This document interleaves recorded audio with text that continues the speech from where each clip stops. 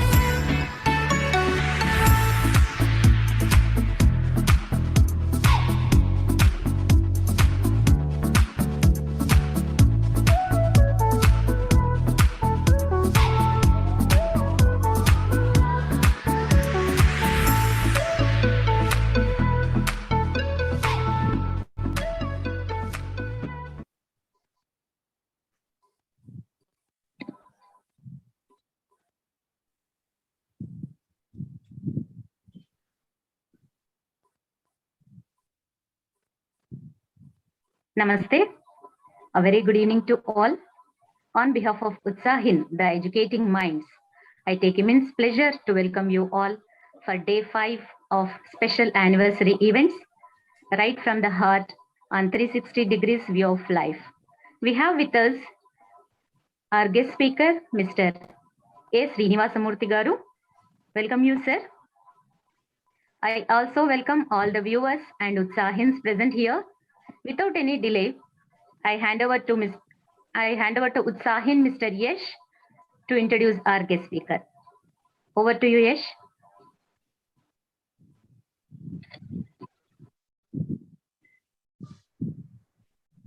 Namaste all. It's indeed an immense privilege for me to welcome Sri A.I.Sc. Sir, A. Srinivasa Murthy ji, who is the ex-CTO and EVP Tech Mahindra.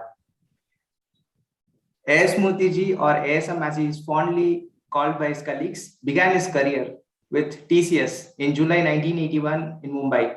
During his 12.5 years there, he was not only involved with IT projects globally, but also had opportunities to lead its training group and human resource utilization optimally. Later, his career revolved around Satyam Tech Mahindra, where ASMG was primarily responsible for bringing forth dynamic learning interventions for global associate in Tech Mahindra's quest to transform itself from an IT to a digital organization. He also provided a leadership all location councils across TechM in order to keep the organization agile and a dream place to work at. He is an electrical engineer from NIT REC Warangal, 1974-79 batch, has a master's degree in School of Automation, Computer Science from Indian Institute of Science, Bangalore, 79 to 81. During his 24 years tenure in Satyam and Tech Mahindra, ASMG had played several roles in the company, such as the head of global delivery, head of leadership development, head of human resource, and the head of insurance vertical, acting CEO of erstwhile Satyam Computers Ltd, and chief technical officer of TechM, among others. ASMG is recognized for cultivating a culture of each associate believing that he or she is a leader, especially steering an organization during turbulent times, enabling ordinary people to do extraordinary things through formal mentoring programs, comprehensive attitude and skill development programs, continuous learning, and the process-centric approach to things. It's indeed a great privilege for us to have him on this platform. And now I would hand over the session to the host to take it forward. Over to you, Chan. Namaste, dear Utsahin and A.I.Sc. Especially. And welcome you all again to the session on 360-degree view of life by none other than Sri A.S. Murthy, ex-Vice President and the CTO Tech Mahindra. This is really a proud moment for me today to host A.S. Murthy, our beloved ASM sir. Such a wonderful human being he is. While I worked in Tech Mahindra, he was the one with whom each of his employees would think to speak and spend at least a minute with, for his humbleness and the way he receives each individual. And I'm glad to say that I have received my MBA convocation from his hands. I also got an opportunity to work under his leadership when he was the CTO of Tech Mahindra. I have a personal experience to go to his cabin once. Asam sir, I'm not sure if you remember this. You being the CTO at that time, the way you received us, the way you invite the positivity in us, will always be remembered. One thing I learned that it was whichever position you are in our life, you have to treat each person equally with utmost respect and humility. And thank you so much, sir. I'm proud and definitely will remember that day. So with this, let me get into the segment, sir, and have a few questions aligned to today's theme, 360-degree view of life. So here's the first question for you, sir. So can you please brief about yourself and what Charan, a quick note, your mic has to be adjusted. Yeah. Is this okay? Please unmute yourself. Yes, it is okay. Yeah. So, here's the first question for you, sir. So can you please tell us a brief about yourself and what your ideals and passions are in your life? Thank you. First of all, namaste, all Utsahins. Is my voice audible, Sai? Yes, sir. Very good.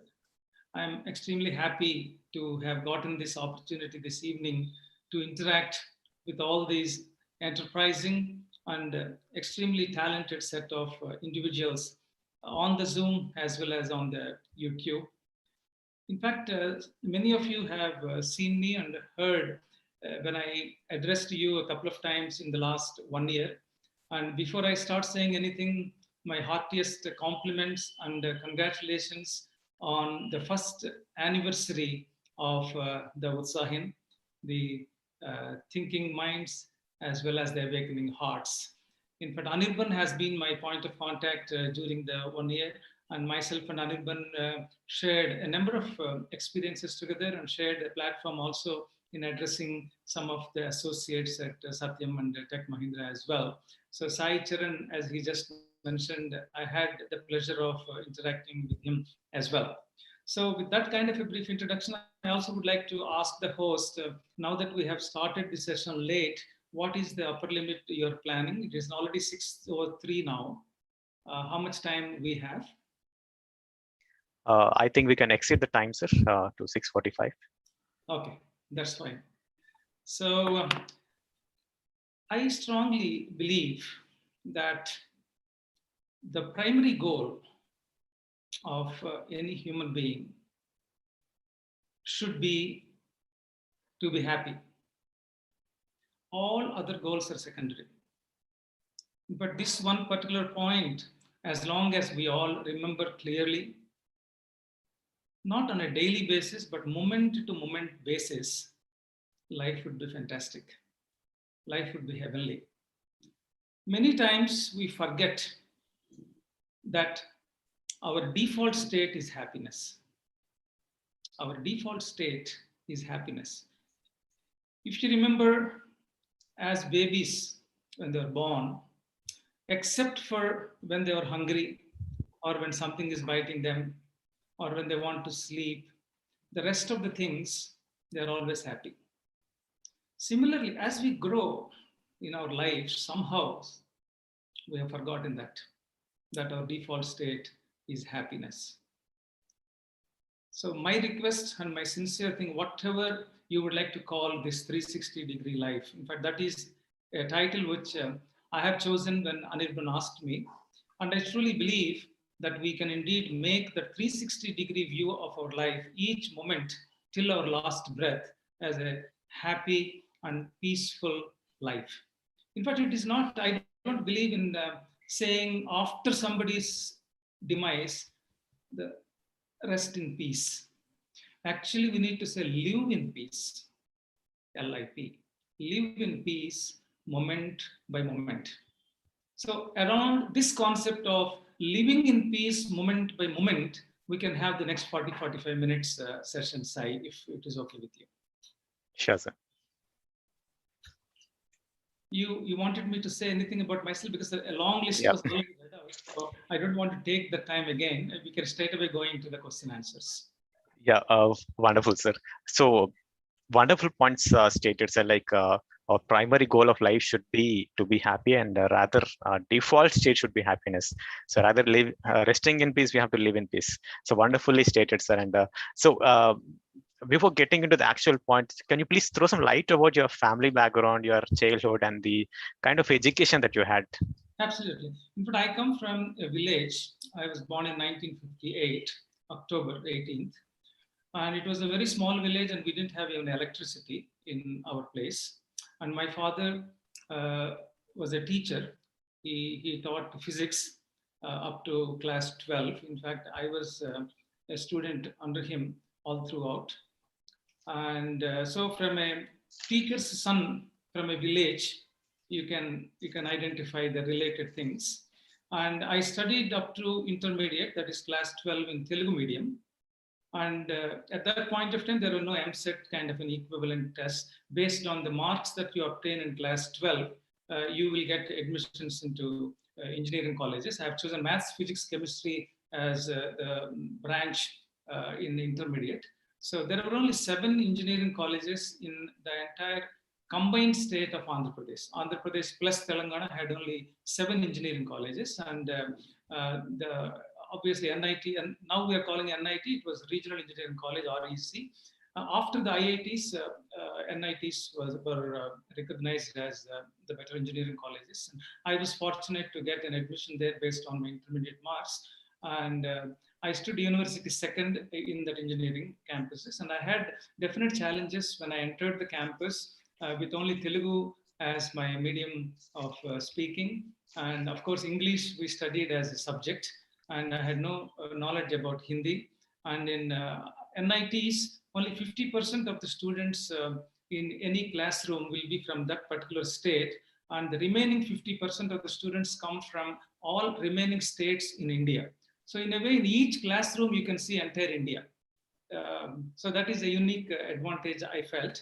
And after about few months or so, I came out of the inhibitions of the English kind of thing. Initially, I was hesitating to even ask questions to the faculty because I was not confident of my English speaking. I was writing well and grammatically it's good, but the confidence was lacking actually.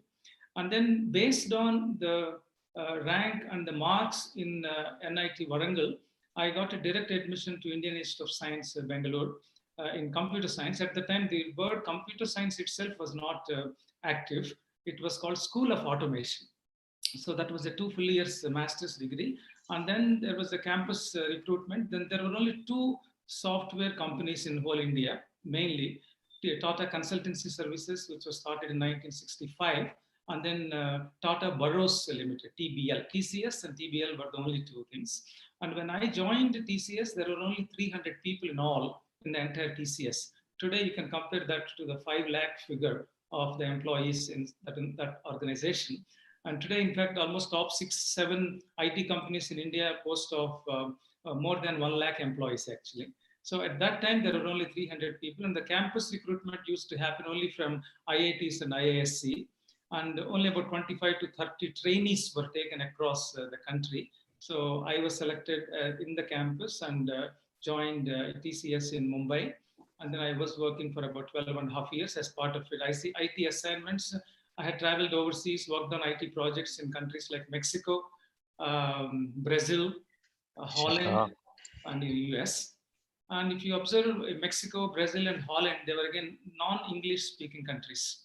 So apart from learning new computer languages, we have to deal with the customers who are comfortable in speaking in their own respective languages. So that itself was a challenge to pick up and then know the culture, know the language, and then contribute to the technologies as well. So 12.5 years spent with the TCS, and as part towards the end of my TCS tenure, I was selected to lead the corporate training group and also the corporate human resource management for maximum utilization of the human resources.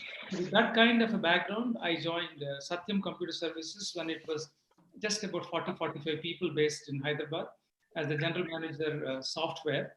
And I was interviewed by one Mr. Srinivasa Raju and also the then chairman, Mr. Ramalinga Raju. And then as part of the interview, I was told that this company has ambitions to take this 50 people to about 10,000 people in a matter of 6 years. So at that time, the slogan was 10,000 by 2000. So that was my journey, how it started. And by 2009, by the time the Satyam episode happened, unfortunately, the total strength of Satyam was about 53,000 people. And I had led as the chief delivery officer, as well as leadership development head. And for about 5 years, I was head of human resources and a few other related roles. Then in 2009, I was selected by the government of India in that unfortunate crisis time as the CEO of the company, and then ran the company for a few months, and then successfully sold Satyam Computers to Tech Mahindra. And Tech Mahindra management requested me to continue with their organization, and I was titled Chief Technology Officer for the company. And in 2018 March, I have retired from the company as Executive Vice President, and I am happily retired at this point of time. And my family, my wife is a master's in chemical engineering from I.I.Sc Bangalore. She was 1 year junior to me there. I met her there. And my son did his B.Tech computer science from CBIT Hyderabad. And he has been working with Infosys for the past 14 years. And he worked in the US for 6 years. And right now he's back in India, and we're all living together in Himayat Nagar, Hyderabad. He was married about 4 years ago, and my daughter-in-law worked for TCS for about 5 years. My daughter did her B.Tech from CBIT and did her MS from US, and my son-in-law also was from CBIT and did his MS. So both of them are now back in Hyderabad. So we as a family, all of us are in Hyderabad now. So that is the brief family-related background. It's great to know about your childhood, your family. You being from a teaching family, I think that is how we are connected with you, sir. And great to know that you being from a Telugu medium background, the way you grown up to a position of a CTO or rather a CEO of a multinational tech company.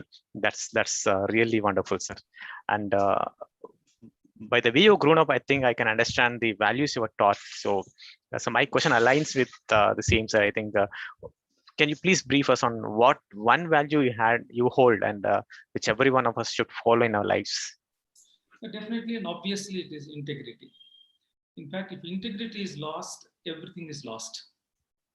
You may be a crorepati, you may be owning a lot of properties or whatever it is. At the end of the day, if your grandchildren have to recognize you and remember you as a person with a tag of lack of integrity, then in my opinion, that entire life is wasted.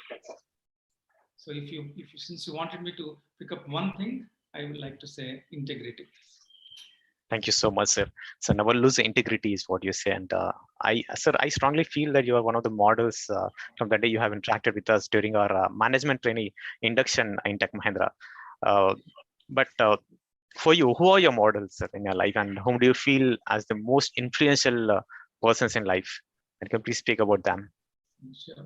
In fact, I never believed in having one role model in my life, because it is just impossible for any one person to be an absolute role model for anybody throughout the life. So I can state a few examples of role models. When it comes to the games, MS Dhoni, Roger Federer were two people. I adore them from whatever they've achieved and the way they interacted and the way they are known even today. So without a doubt, I love Federer and I love MS Dhoni. Just if I have to pick only two people from that sports category. And phenomenally influenced by the whole concept of Advaita Vedanta. Okay, Swami Sarvapriyananda ji. Swami Sarvapriyananda ji, if you go to the YouTube, you can find hundreds of his videos, and the way he simplified the whole life. And there were many 1 hour, 1 hour, 15 minutes, 1 hour, 30 minutes sessions on just life, various facets of life. I'm amazed. And it is not a past tense, I am present continuous tense and future tense also. I get a lot of inspiration listening to each and every word of Swami Vivekananda ji. And another absolutely wonderful personality, that is Adi Shankaracharya. Adi Shankaracharya's literature. almost 1200 years ago, Swami Adi Shankaracharya lived on this earth just for about 32 years.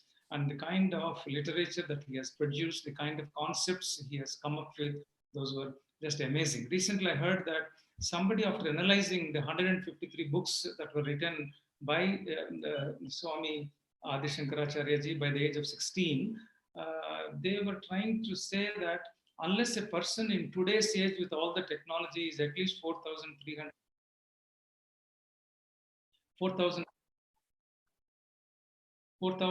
years of age, it is impossible to produce that kind of literature. So Adi Shankaracharya ji is one more outstanding person that I really.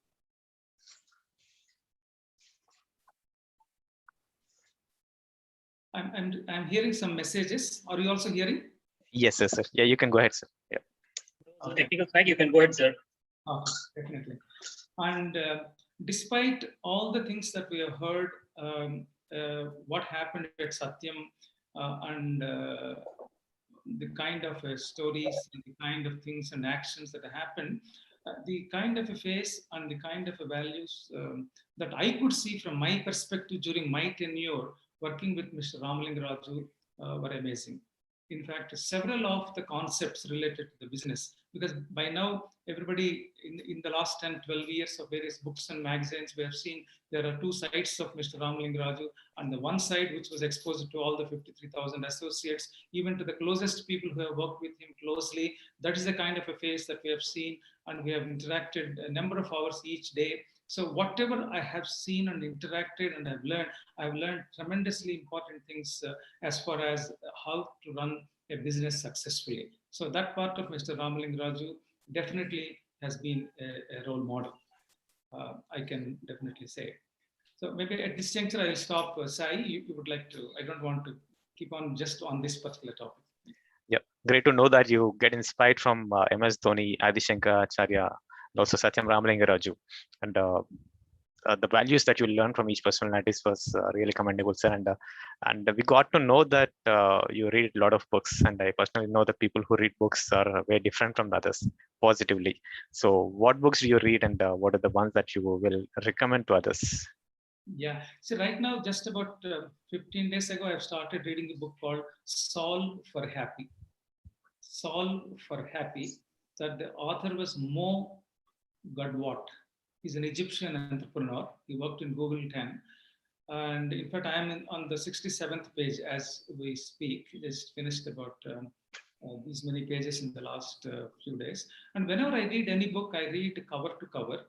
And you will see a lot of underlining and my own comments on each of the books that I read. And this particular book, I thought that would do a tremendous help to all the people. And about 15 years ago, I have read Robin Sharma's The Monk Who Sold the Ferrari.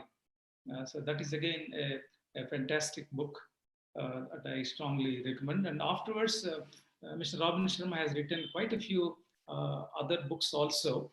But when you read The Monk Who Sold the Ferrari, you will understand where he is coming from. So many of the other books will be talking elaborately about those concepts. So I consider Mr. Robin Sharma as an outstanding personality and human life, and the kind of business management also he teaches very well. And in the last 5-6 years, I have read extensively Swami Vivekananda's literature, again around Karma Yoga, Jnana Yoga. And on Bhagavad Gita itself, I have written a couple of commentaries also. The Shankara Bhashyam, they say, the Shankaracharya's commentary on Bhagavad Gita.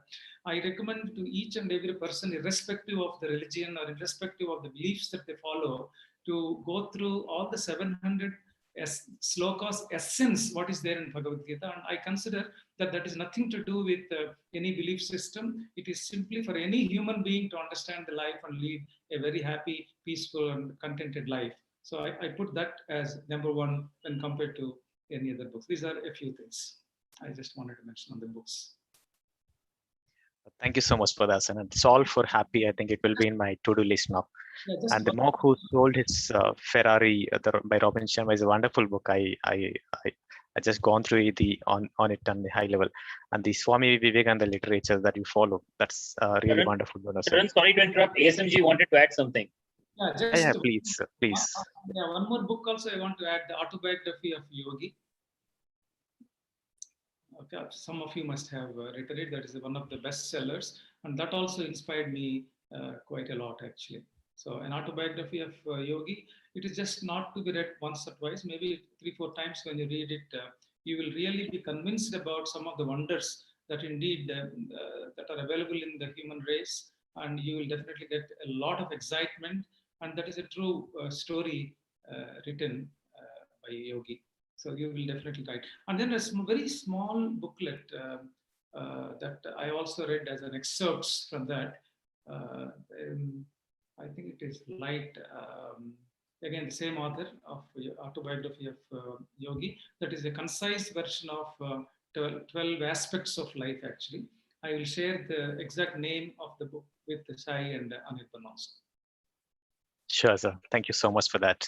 And we know about the 7 habits of highly effective people from Stephen Covey. So what are your habits, hobbies, pastimes, and passions which made you unique and successful? Definitely. That is also the book that you mentioned, Stephen Covey, is also something outstandingly well written.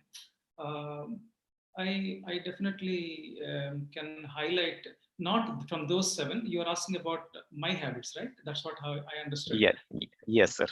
So a few things that I can say, and then from there we can have a Q&A. One thing, I strongly believe in waking up early. Okay. How early is early? Really around 5:15 kind of a stuff, and 5:30 I consider it as slightly late. That helped me quite a lot, because till about 7:30 or so, I don't need to interact with very many people. I'm fully awake and I'm all by myself. I can do whatever I want. I can read books. I can be myself, and I can go through my thoughts. So that period, there is almost like a golden hour, 5:30 to 7:30, uninterrupted. I can do whatever I want to do. No calling bells, no disturbances from the family. Usually nobody calls you at that particular time. So that helped me tremendously, number 1. Number 2 is also, in order for you to wake up early, you also need to sleep early. Because I strongly believe in having a very good 6.5 to 7 hours of sleep. So you can back calculate and see, if you have to wake up by 5 o'clock, around 10 o'clock you need to sleep. So 10 to 5, 9:30 to 4:30, or 10 to 5, or 10:30 to 5:30, you can adjust accordingly. But 7 hours of sleep, early to bed and early to rise, is something which I have been following, and they have been doing tremendous amount of help to me. And another habit is the magic of water. I drink 4 liters of water every single day, and you have to drink water only when the stomach is empty. That is a principle that one needs to follow. If this one simple principle is followed, usually you don't need to meet a doctor in a lifetime. Generally speaking, I'd say I'm only trying to emphasize the importance of that one particular point. You just need to do 1 full liter of water as soon as you get up, even without brushing your teeth. Okay, that way 1 out of the 4 liters you have already consumed.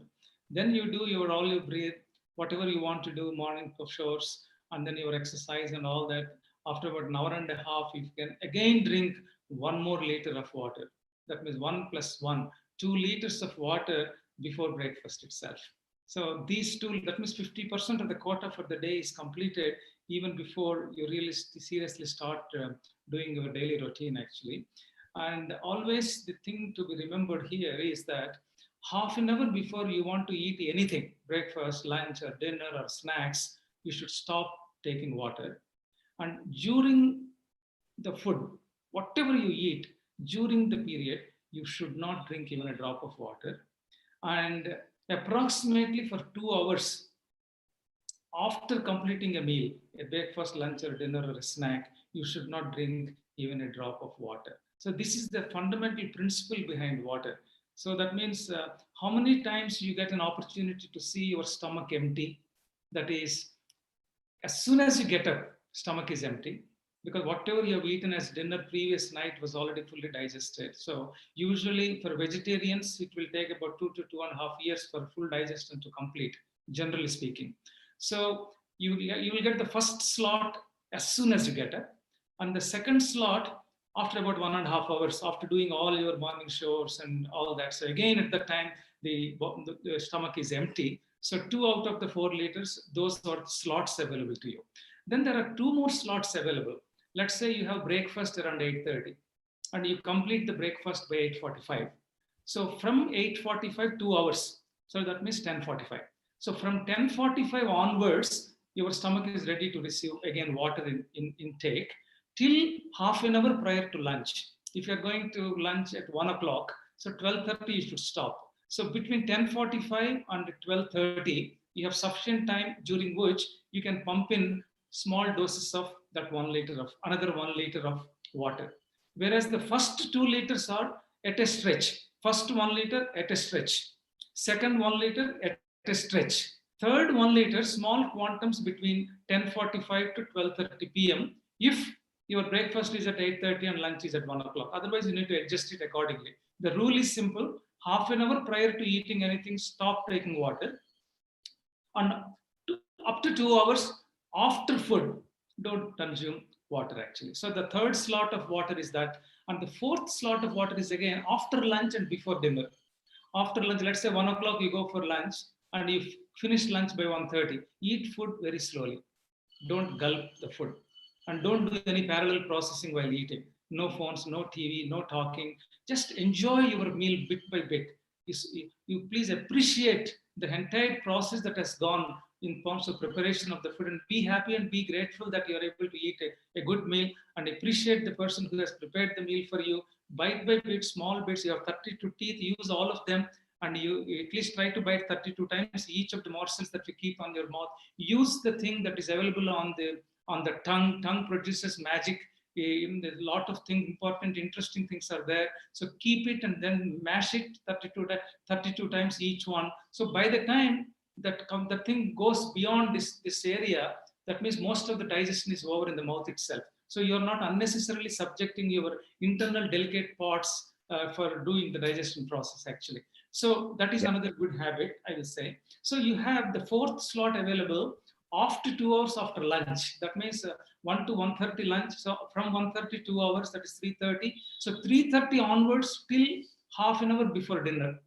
If your dinner, I advise strongly to have dinner very early. Very early dinner is excellent for you. In fact, whatever dinner you eat should complete the digestion process before you go to sleep.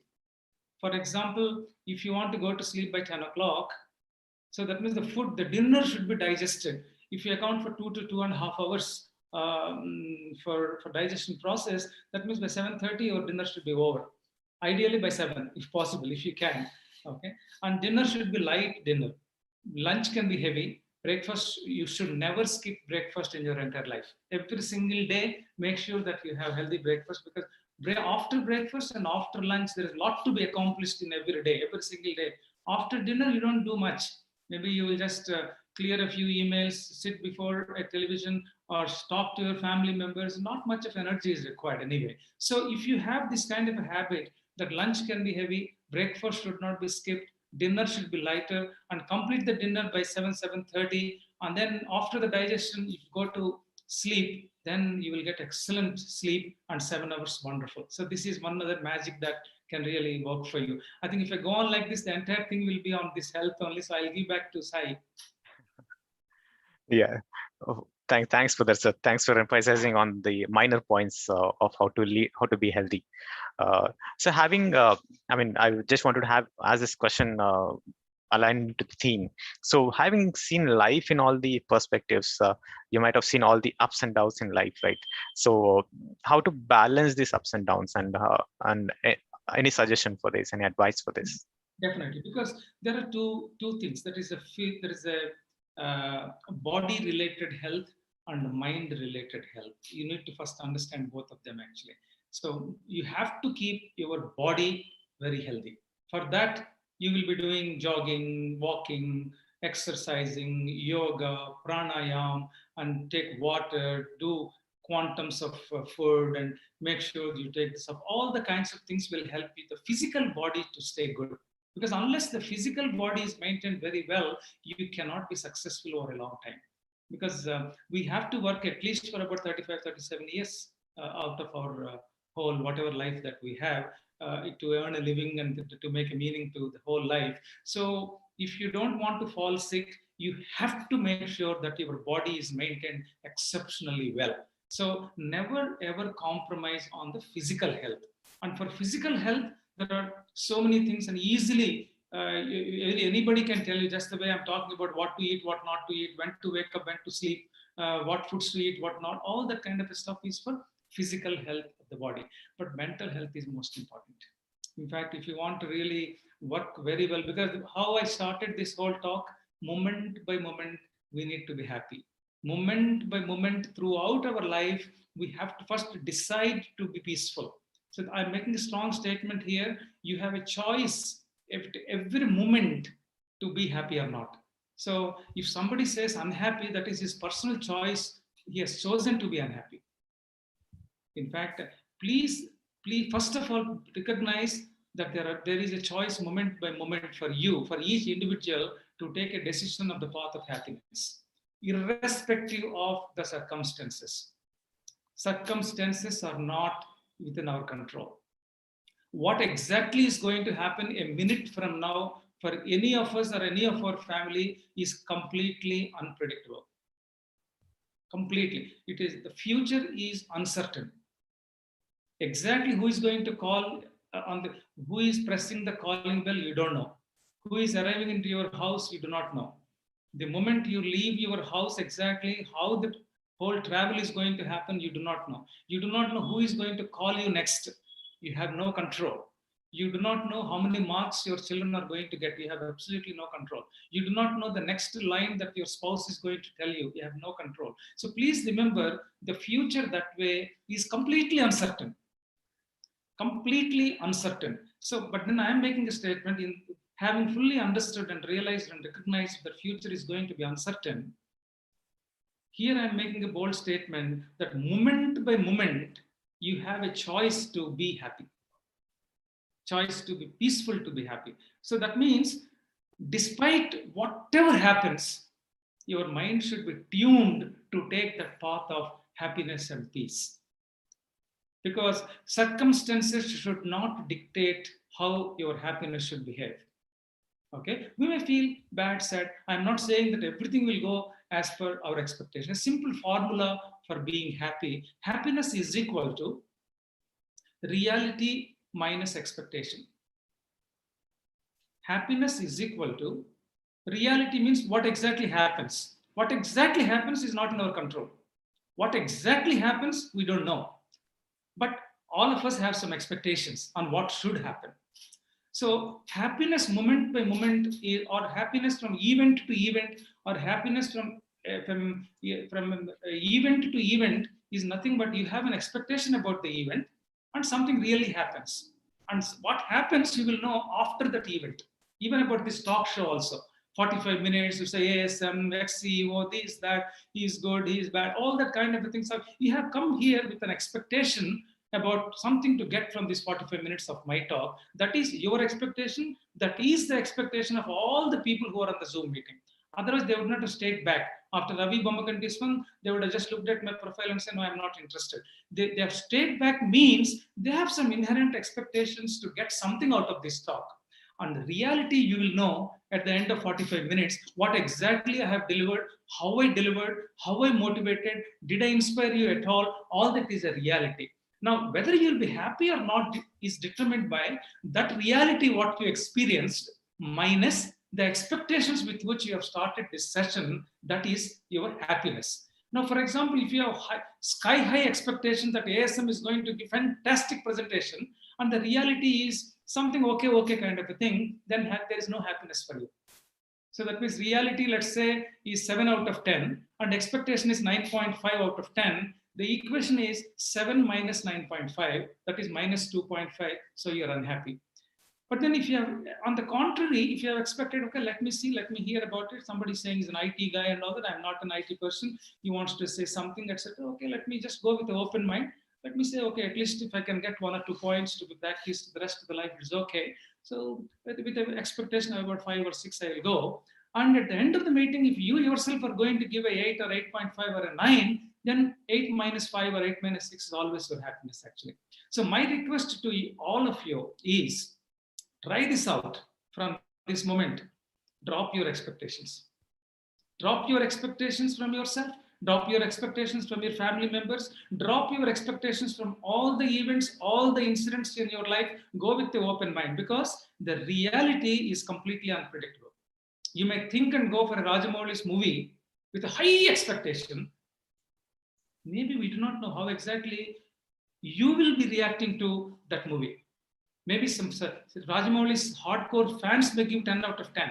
Even all the family members in your house may give 9 out of 10. But you yourself, somehow, you didn't feel that concept as appropriate for you. So your reality is less. So you will be feeling unhappy actually. So expectations from your own children when they're writing an MCET examination or they're preparing for whatever GRE or GMAT, instead of saying that no, my son anyway will get one of the top 5 ranks or something like that, versus let me see, maybe he will get a decent enough rank for him to get somewhere in Hyderabad a good, that is your expectation. Okay? It's not that I'm going to tell you to go and tell your child that you're okay with any rank or something like that, but your expectation internally you need to set in such a manner that you will not, because for you, your happiness and your peace of mind is utmost and it should be. Only when you are happy, you can make others happy. Only when you are peaceful, you can make others peaceful. So first, your peace of mind and your happiness is utmost important. Just like fasten your seatbelt first before you fasten other, even children's, all that we see in the flights also. So this happiness equation works. Reality, the outcome, actual outcome is not in anybody's control, but your expectations are within your control. So keep your expectations manageable, then the life will be very, very smooth actually. This is one point I want to say. Depending on the question, I can add one more minute, Sai, if you allow me. Yeah, sure, sir. Second thing is we all have a past life, a present life, that is this moment, or this 45 minutes is my present life. And then I have future. Even though I'm 62 years old, I can plan for my future actually. Here, when you say life, it is past plus present plus future. My request to all of you is that much of our time we are wasting thinking about the past, which has already happened. And versus, we are thinking about the bad events happened in the past, not even the positive things that have happened to us. Most of the times, even if 10% of the things in your life have gone wrong, and you have your present moment where you can contribute something, in this particular present moment, you are rewinding your past. And you are rewinding your bad things in your past. Rewind, same incident. I made that mistake. I should not have made that mistake. She must have behaved like that. I should not have told that. So much time is being wasted, not once. On each of those negative incidents that must have happened in your class 12 or in your first year engineering or whatever it is, these 10 or 12 or 15 incidents, you keep rewinding. And in that rewinding, are you getting happiness? No way. You are actually rewinding about something bad and sad and the various things that you have done wrongly and things that you should not have done, etc. If there is any learning, just go through it once, and such learnings you will not easily forget if there are really such grand mistakes that you have made. But don't waste your time. Here in this process, I'm giving you a lot of time for yourself. If only you decide not to rewind your past and go through, especially the negative moments. In fact, I can also say, don't even rewind your very positive things and waste the time also. Anyway, positive things have happened. At the time you were happy anyway. Just don't waste too much time out of it. There is a present moment is being wasted by reliving and rewinding the past is one thing that I want to give to everybody as a thing. That means mostly the rewinding of the past results in unhappiness, worries. Second thing is about the future. You must have some plans, a project plan, next 3 months plan, to-do list, and all those things we prepare once. But don't keep on thinking about whether this is going to happen or not, whether I'll reach the railway station in time or not, what is going to happen at the long counter, when I go to the whole thing, how much queue is going to be there, whether this will be open or not. All that kind of an anxiety about the future, please stop. Just have a broad plan, take it as it comes. So today we are having a lot of anxiety about our future. Same points again and again and again and again, anxious, anxiety, anxiety, anxiety. Future, that time is wasted in the present moment.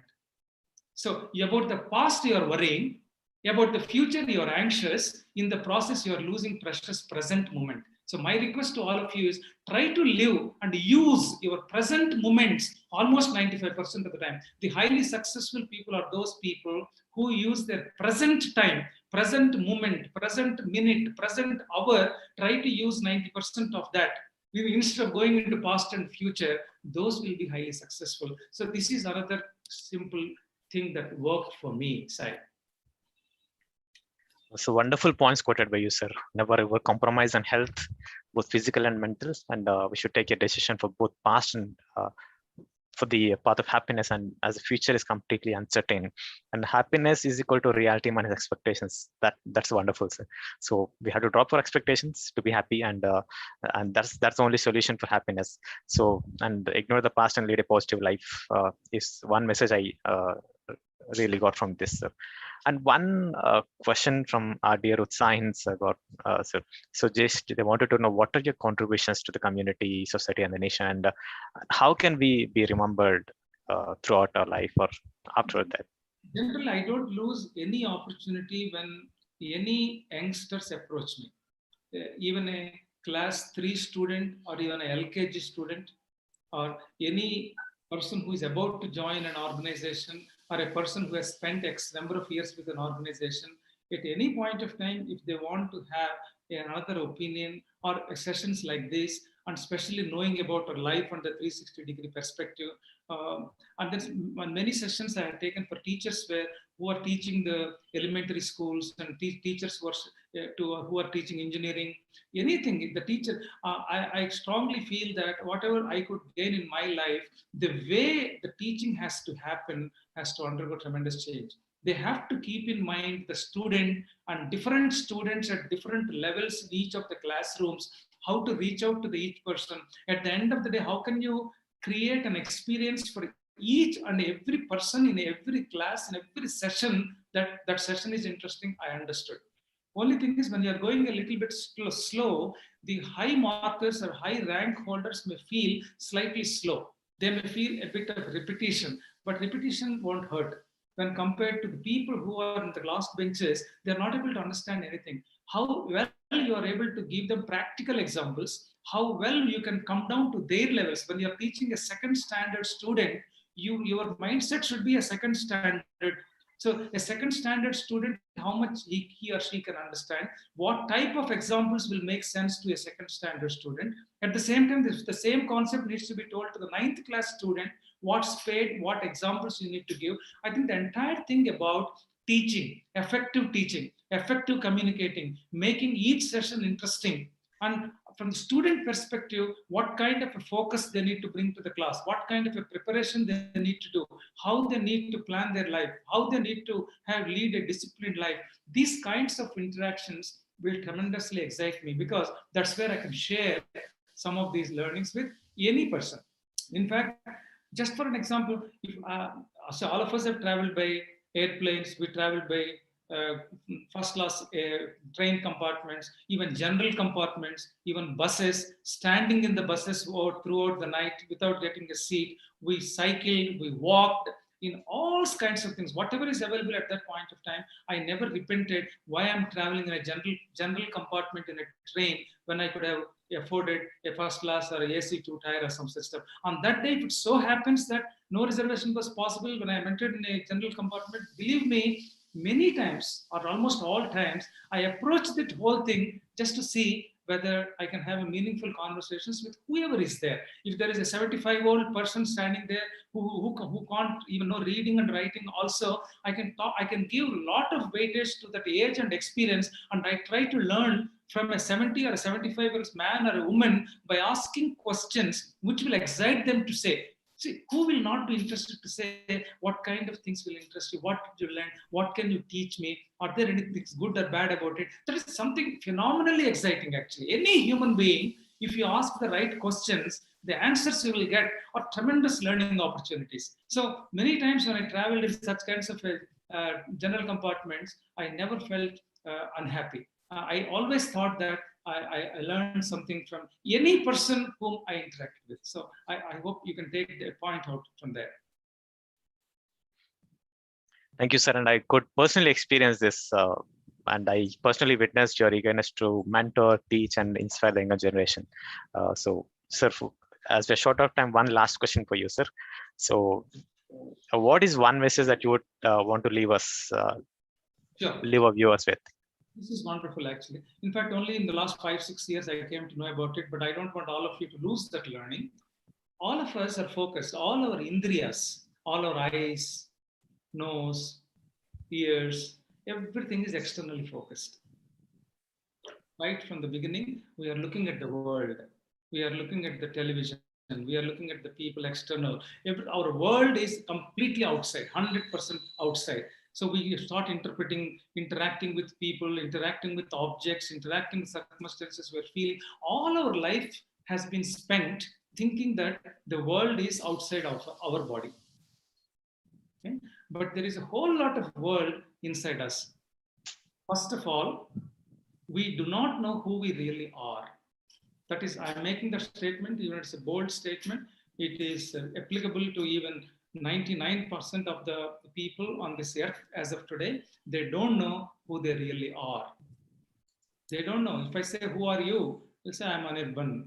I'm so-and-so height. I'm so-and-so weight. I come from West Bengal. I've been working with Satyam Tech Mahindra. If I say, no, who are you? I'll ask after hearing all that. What do you mean, who are you? No, I went to US. I worked on this project. No. Who are you, Anirban? Then after some time, if you keep repeatedly asking this question, they say, okay, my father was so-and-so, we come from, no, who are you? Completely, at the third question, fourth question itself, that question itself should be a powerful life changer.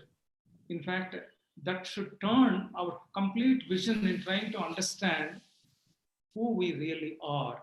We are mistaking what we, see, when I say this is my pen, will I conclude that I am the pen? When I say this is my house, can I say I am my house? When I say he is my son, will I ever make a mistake saying I am my son? But this is the mistake where we are saying this is my body and we are feeling that this is me. We are one hand, we are saying this is my nose, this is my ear, and suddenly we are saying that this is me. When anything hits from any part of this thing, don't hit me, we'll say me. So what we are counting as my, we have mistakenly assuming that it is me. So actually this body, we say we are our thought, my thought. I had a great thought. This my thought, my body, like my pen, my house. So if you know how to understand my house and my pen, similarly you have to treat my body and my thought. So that means you have to maintain a distance. Who is saying my thought? Who is saying my body? Who is that I? Who is saying my body, my thought? You should get a powerful question. My body, who is saying that? If you think that I am the mind, my thought, who is saying my thought? Who is that I saying my thought? So this is a kind of a question that will force you to know about yourself, and there is an entire world. Unless you really understand who you really are, there is no way you will ever understand what this life is, what this world is. It will be full of sorrow, full of ups and downs, full of joys and sorrows, and we will one day we will die. That's it. If you have to really say, I want to lead this life fully, moment by moment, peacefully and happily, that is possible only when we know for ourselves who we truly are. I am, as long as you know broadly, my house is different from me, my body is different from me, my pen is different from me, my thought is different from me. Thought means mind. So my mind, that means I am different from my mind. I am not my mind. I am different from my body. I am not the body. So I am not the body. I am not the mind also. So who am I? That one question will be answered clearly by Bhagavad Gita. That one question will be clearly answered by, if you hear to 3 or 4 lectures of Swami Sarvapriyananda, That question will be clearly answered if you spend 5-6 hours of Swami Vivekananda's literature on Jnana Yoga. That will give you enormous amount of self-satisfaction. Then you will be focused, because then you will know, yes, now I know myself. Now I know how to deal with other people on this entire world. Even though I took a long answer for this, I really want each of you to reflect at least, even if you don't read Bhagavad Gita, even if you don't read Sarva Priyananda, Vivekananda, it is fine. But at least carry this one thought in me, that we are wrongly thinking that we are this body and mind. You are not. 100%, you are not the body, you are not the mind. Who you are, I want you to explore. If you can just carry forward this one thought as my major thing from this 45-minute session, I will be very happy. Thank you so much, sir. That was really thought-provoking. And now, at the end of the session, I have to personally reflect on this question: who am I? So, by this thought, I would like to give the stage to Anirbanji for thanking ASMG and closing the session. Over to you, sir. Thank you. Thank you very much, ASMG. It was really thought-provoking, awe-inspiring, and I will say personally from my own behalf, a very reflective session on all aspects and dimensions of life. Right from your meager beginnings, from your story of how you started off in a village with very little amenities, to all the way how you grew up to be the CEO of a software concern with close to about 1 lakh employees, and then how you not only were in various positions of leadership, but also in positions of what I would personally call as human touch. A person who not only drove results and result-oriented leadership, but also drove life and life-oriented leadership. Truly a great 360-degree view of life, right from your model value of integrity to your role models in life, such as Dhoni and Federer in sports, or whether it's Swami Sarva Priyananda when it comes to Advaita Vedanta's explanations, or whether it is about the simplicity of Vivekananda and Adi Shankara's bhashyas on the various Vedantic texts, or whether it is about Sri Ramalinga Rajuji, who himself as a personal leader in life has tremendously contributed to your appreciation of business and people connect. To the books that you recommended to all our audiences, I think that was Solve for Happy by Mo Gaudat, Swami Vivekananda's books on Karma Yoga, and Bhagavad Gita Bhashyas by both Sri Shankara and Robin Sharma's text on The Monk Who Sold His Ferrari and the Autobiography of a Yogi. Every one of these masterpieces happen to be my favorites as well. And I really thank you, sir. I've apart from Solve for Happy, I've read all of the other texts, but I'm sure I'm going to get myself a copy of Solve for Happy as well. You also spoke about the importance of healthy habits to build a great life. Waking up early, your discipline of every morning, spending the my time, 5:30 to 7:30, without any external disturbances. Your wonderful water therapy, as I've always called it, waking up in the morning without brushing, having a liter of water, and then between meals and during the meal periods, avoiding anything, any having of water, and half an hour earlier and then up to 3 hours later after the meal. Your standards of ensuring that you eat and chew your food and enjoy every morsel with its taste, so that you actually absorb by not focusing on parallel processing with TVs, games, or chit-chatting over food. All of them really build a natural, healthy lifestyle. And I really loved what you said, 4 liters a day and a liter in the first minute of the morning will keep the doctor away. I think really every one of us need to implement that philosophy of life and try it out ourselves. Go ahead, folks, ensure that you build the discipline, try it for a week, and you will know what ASMG meant. I personally can vouch that he himself has tried this as a disciplinarian all his life. I know of many of us who've been inspired and who practice that. I'm myself one of those people who's benefited from it. So I would encourage all of you to do too. Also, he spoke about the importance of how every moment of life, it's important to be happy and peaceful. Happiness is not a function of your external circumstances. It's not a function of what the inputs, such as your sense organs, receive within you. It's a function of who you really are. All of us, by our default nature, love to be pleasant and we're happy. But it's only as we grew up that we learned the bad habits of taking external stimuli and circumstances and making our happiness a function of it. Whereas ASMG really corrected the formula by giving us a simple formula of happiness, which is reality minus expectations. The moment you lose your expectations, you tend to gravitate towards happiness. And that is all about acceptance. If you build the nature of acceptance of reality as it is, you will see that we will naturally all gravitate towards happiness. He also spoke about the importance of not rewinding your life, irrespective of whether the situation was positive or whether it's negative. If it was negative, you get into depression. If it was positive, you get into pride. Instead, he focused on the importance of staying focused on the present, living the current moment happily, making yourself and your life beautiful and that of others beautiful.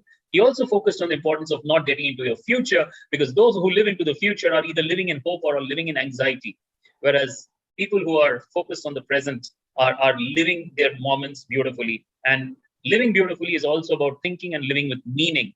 He spoke about the importance of how every teacher, and he spoke of himself as how he's available to guide and mentor teachers and students alike on the perspective, ensuring that you focus on your interactions of life building activities is extremely essential.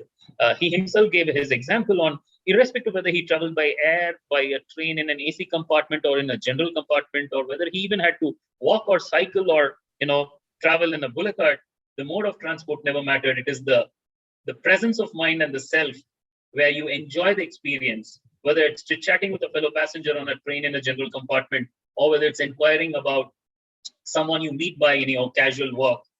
Engaging with reality, being in the present moment, staying with your foot on the ground, staying humble, and choosing to be happy, because happiness is a choice. It's never a function of your circumstances.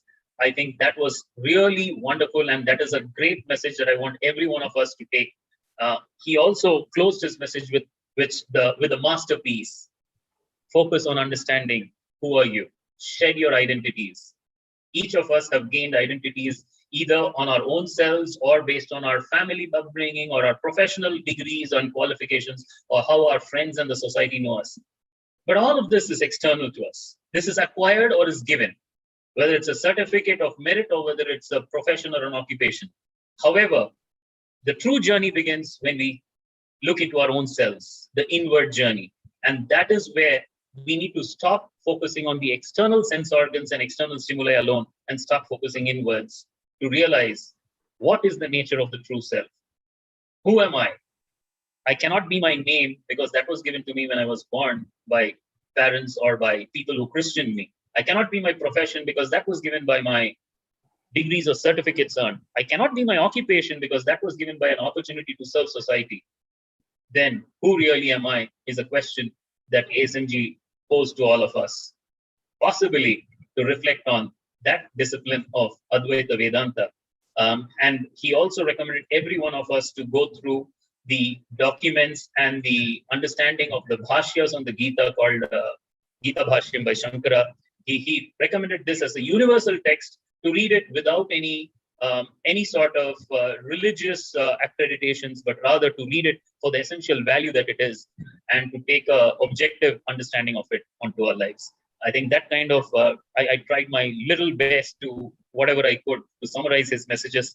Thank you, ASMG. If I missed anything, any last words? In fact, thank you very much. In fact, I am amazed at the summary that you have done in a matter of 2-3 minutes, almost all the points that are covered. While you are narrating, I just thought of missing one or two minor points, which I conclude in the 45 seconds, if you permit me. Please continue.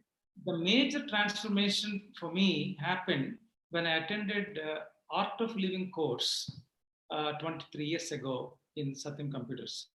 That Art of Living basic course of about 2 into 5, about 10 to 11 hours, has completely gave a total transformation. I forgot to mention about it.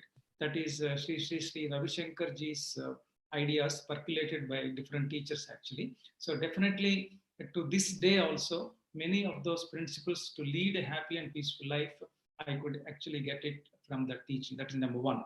And afterwards, of course, I have done the advanced course also along with my wife. That also helped me. Second thing is, as throughout my professional journey, I used to tell, and that is what we believed in Satyam also, that each associate is a leader. That leadership mindset. We are not followers. We ourselves, even when a fresh trainee joins the organization, we say, dear leaders, you are a leader. You can think, you can do, you can communicate. So you are a leader. That was in the professional life. But now if you ask me today, any human being or any creature, I look at it, any human being, 780 crores of human beings, and crores and zillions and billions of creatures like ants and mosquitoes, if you start looking at each one of them as just a name and a form of the Almighty. That Almighty can be Jesus Christ or Muhammad the Prophet or whatever, whoever you believe, Lord Krishna or Rama or Chaitanya, some Chaitanya, anything like that. All these creatures are just names and forms of the same entity.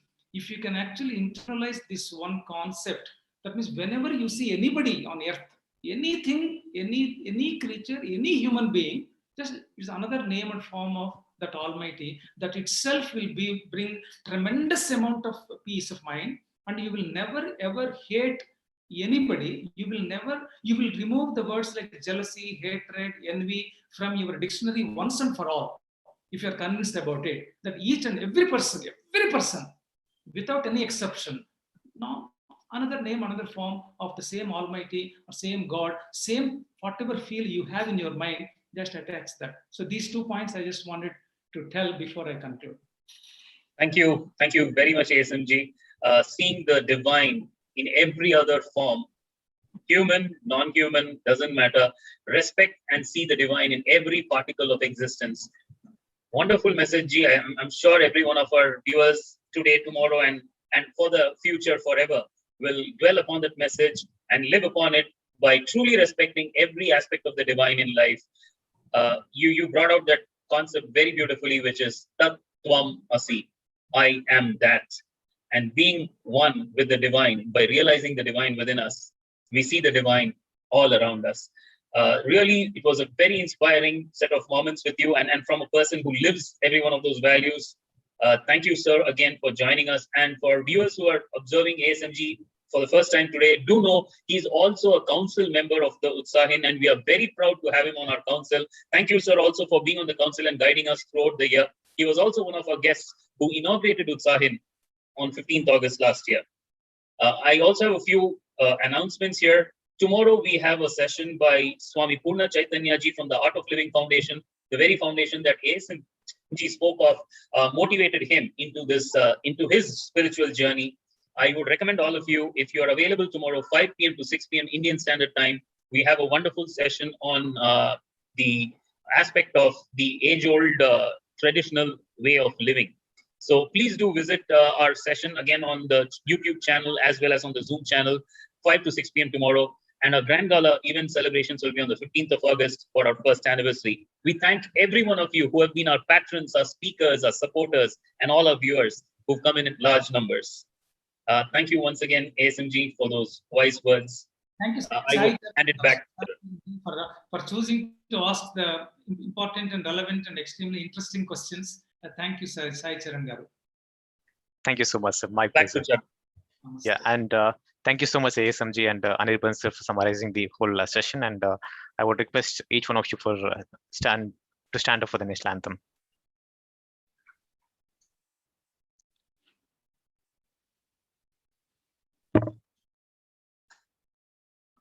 जनगण मन अधिनायक जय हे